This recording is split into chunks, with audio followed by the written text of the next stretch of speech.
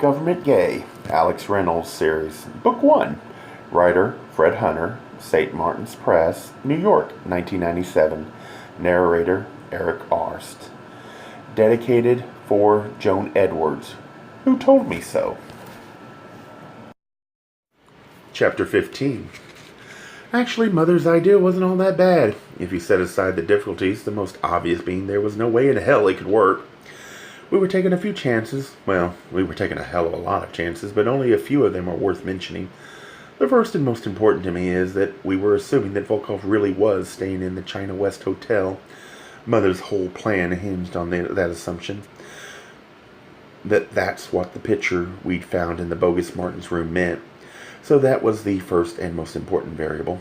If he wasn't really staying there, then the plan was a failure to begin with. Second, we were assuming that the China West was also where Volkov was holding Peter. This would be a logical assumption, since it wasn't the type of place where one's victim holding was likely to be interrupted by pesky maid service, and the neighbors weren't likely to complain about the occasional cry of torment. The third chance we were taking was more of a dim hope than anything else. That when Volkov left the building, he'd left Peter alone. This one worried me because I didn't think he'd be foolish enough to leave a hostage unattended, and because if he would, it seemed most likely that Peter had been disabled somehow. And adding to my anxiety on that point was the fact that we didn't know where the bogus Martin was at that moment, though Mother had an idea about that too. All of this went through my mind as I waited by the payphone for Mother's call. I had strategically parked the car about half a block down from the China West, so as not to be too obvious, but to have as good a view of the front door as possible. As soon as the car was situated, I hot-footed it to a payphone by a corner of the building. I called Mother and gave her the number of the phone, hung up, and stood there waiting for her to call back. Her plan was this.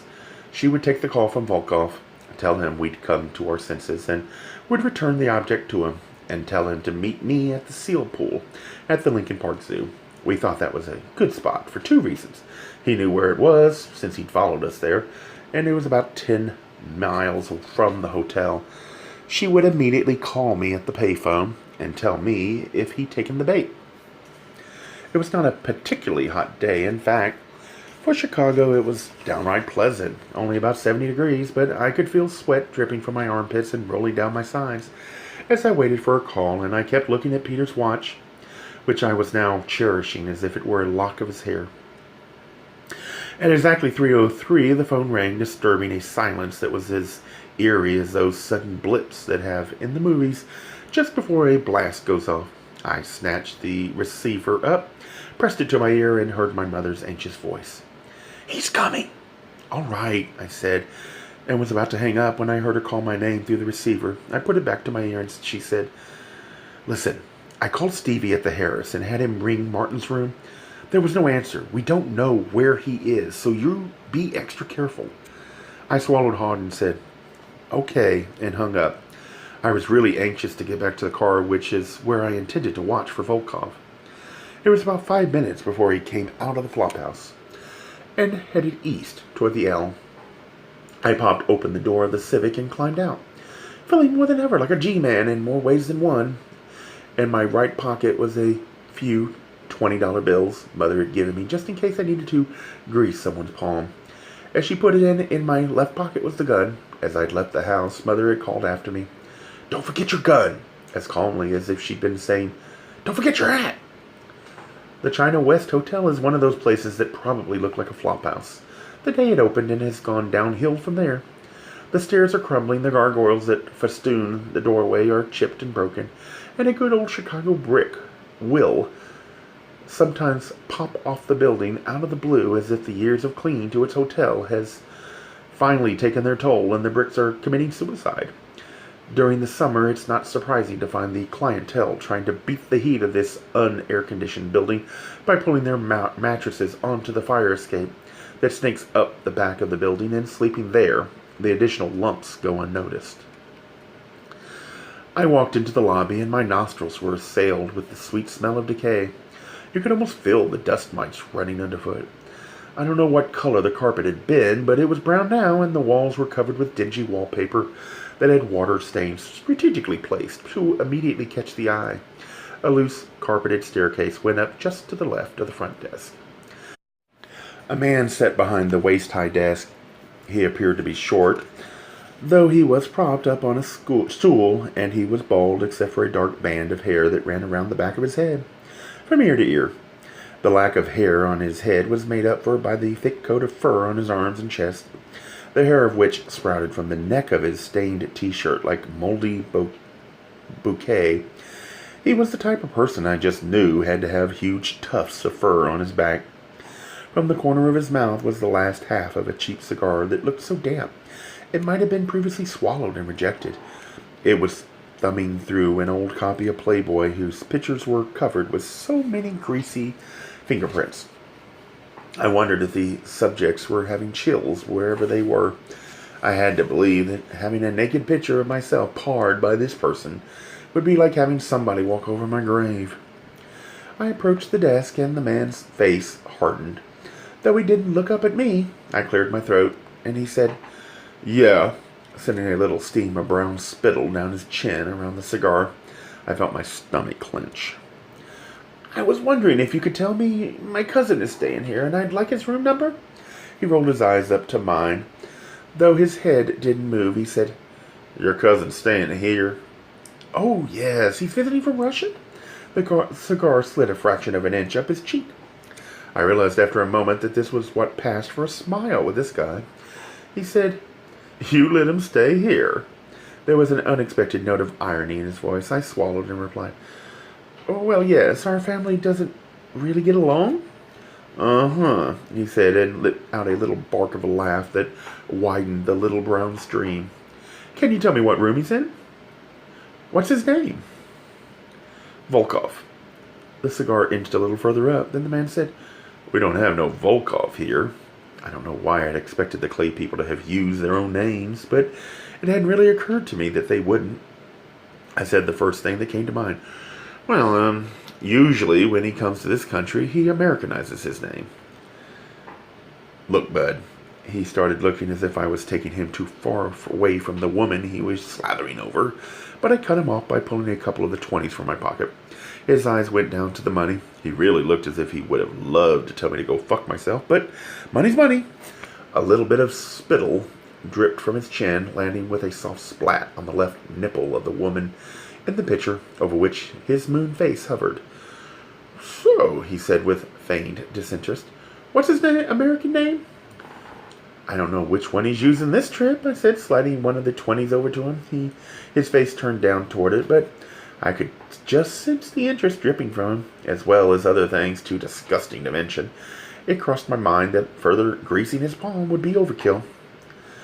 "Then how am I supposed to know who he is?" I leaned in toward him, conspiratorially, keeping far enough away that nothing could jump from him to me, and said, "He was staying here with a friend. They're both Russian, one tall, one short." I went on to describe Volkov to him, all the time holding the second 20 under my right hand on the counter. When I finished the description, he said, "Room 29, second floor." And without another word, he slid the money under his magazine. I glanced down at him as I went up the stairs without moving the rest of his body. He crumpled the bills and shoved them in his pants pocket. Just as I thought, there was a dark growth of fur peeking out from the back of his t-shirt. I shuddered. The hallway on the second floor was as filthy as the lobby. Every other ceiling light was out. I thought I saw a moose scurrying away from me down the hallway, but only because I caught some sort of movement on the floor out of the corner of my eye. I was trying not to look down. The hallway was deserted, and the door to the fire escape at the end of the hall was open in a failed attempt to admit some fresh air. Seeing the outdoors from this place was like getting a glimpse of heaven from the pits of hell. I found the door to 29. The numbers had long since fallen away, but had left their shadow on the door. I pulled the gun from my pocket, feeling more and more as if I were in a really fey version of Miami Vice, and knocking on the door. I waited. There was no sound but a faint scurrying further down the hallway, but it didn't sound human. I pressed my ear to the door, hoping that if Peter was in there alone, he would try to make some sort of noise. After knocking again and waiting, I decided that the room was either unoccupied or nobody had been left to guard Peter. I pulled out my wallet, extracted my Visa card, and slipped it in between the door and the jamb of the doorknob, which had the only lock visible. Being a basically honest person, I'd never known how to do this sort of thing until one day when I had accidentally locked myself out of the house while Peter was at work and Mother was in Japan. A friendly neighbor had noticed my plight and shown me how easy it was to break in with a credit card. He had slid the door open in this fashion, and I had thanked him with a great deal of relief. I then refused to leave the house until we had deadbolts put on every exterior door. I heard the lock unlatched and slipped the card back in my pocket and aimed my gun at the door. I turned the doorknob and kicked the door open. There was one bed in the room. On it was Peter. They had stripped him, spread his arms over his head, and tied each wrist to the corresponding bedpost. They had spread his legs and tied his feet likewise to the foot of the bed. He was gagged. I moved cautiously into the room and said quietly, "Is anyone here?" And Peter shook his head, and his eyes implored me for his release. I shut the door, pocketed the gun, looked down at him, and said, "You know, I've had fantasies about you like this." The closest approximation I can come to his reply is, which he said as he strained to raise his head to look at me, a quick glare, which is all that was required given his natural state. Showed that he was virtually unbruised, but when I went to remove his gag, I noticed a bloody spot on the left side of his head. I pulled the gag away, and Peter said, "Christ, untie me! I feel like things are crawling all over me." "You'll be all right. You can go home and take a shower," I replied as I untied first his ankles, then his wrist. "I'm going to have to be parboiled before I forget this, and I may need a hot colonic." "Please, you're turning me on," I intoned. "How in the hell did you find me?" It's too long a story, but you'll be proud of us. Suffice it to say that Mother and I are getting better at this spy business. How did they get hold of you? Once untied, he drew himself up into a sitting fetal position. He alternately rubbed his wrist and his ankles as if he couldn't tell which hurt more. "I don't know. Somewhere along the way to the L, everything went black." "Oh, Christ!" He raised his hand to the left side of his head. "That hurts my head splitting." "You don't remember anything?" "I remember everything going black, and I remember waking up here with that fucking Russian leering down at me." "Was anybody else here?" He shook his head and almost immediately realized that moving it was a mistake. He winced. No, not that I saw, but there might have been before I came to." He had stilled himself so that his head wouldn't throb, and carefully went back to rubbing his wrist. His expression became very serious. "How long have they had me?" I rolled my eyes. "Less than 1 day, Camille. Now, let's get out of here." "Where'd they put your clothes?" "How the hell should I know?" he said loudly, then immediately paid the price. His head went back to the knot on his head. He added more quietly, "I only recently became aware that they were missing." We quickly made a circuit of the room, but his suit was nowhere to be found, and with the acuteness that one often develops with one's purpose, I could feel his anger building up, and if I read him right, he was more angry about losing the suit than he was about having been kidnapped. We went through the dresser drawers and found nothing but a cockroach so big I was sure they were charging him rent. "You know, I'm really beginning to feel very undressed," said Peter. There was a closet that was about 2 feet by 2 feet, and on the floor of it was a beat-up old duffel bag. I unzipped it and dumped the contents on the bed.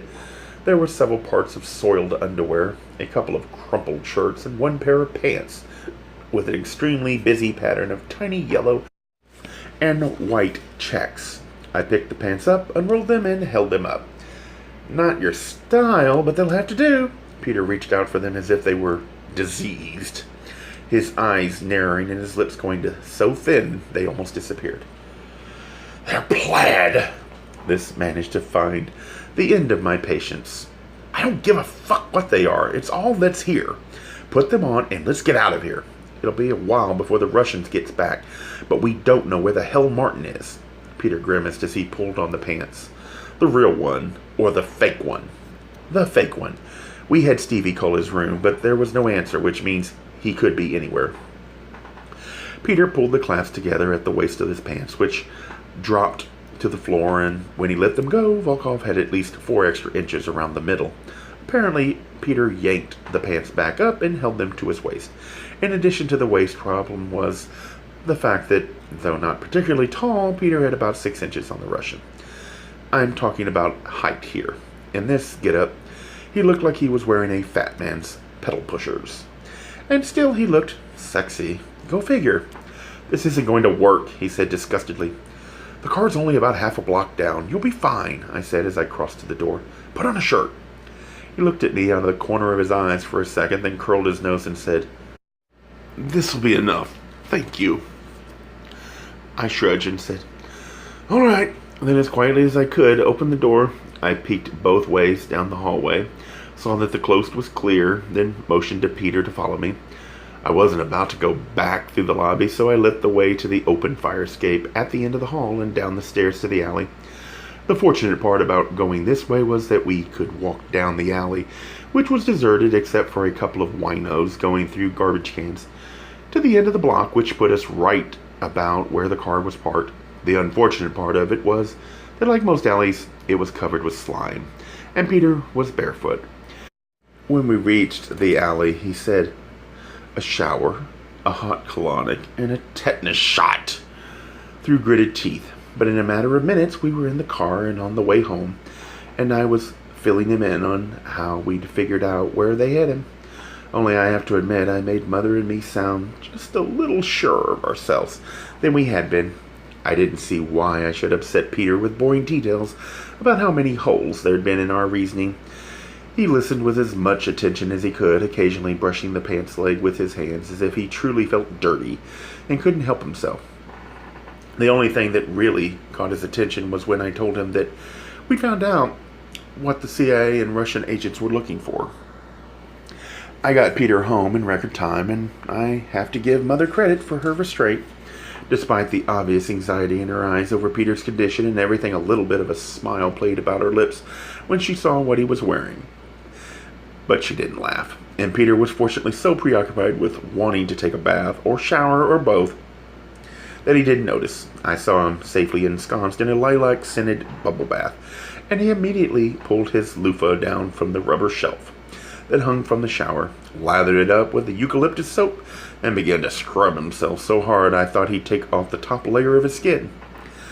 I found Mother waiting for me at the bottom of the stairs with her arms folded. Now what? She asked. Now, I said, my face breaking into a smile. I think it's time we called Frank. Finally, said Mother, looking relieved as she started for the phone. A Gay Mysteries audiobooks. I think it is easy to hate a label, but a face humanizes the word. So this effort is twofold. To offer comfort to those like myself that your world didn't end because you don't fit into the view of acceptable society on both sides. And in hopes of helping those with family that are LGBTQ, that it doesn't mean we are aliens from the child they once knew. Reassure them so they can maybe be supportive at the same time, being true to their values.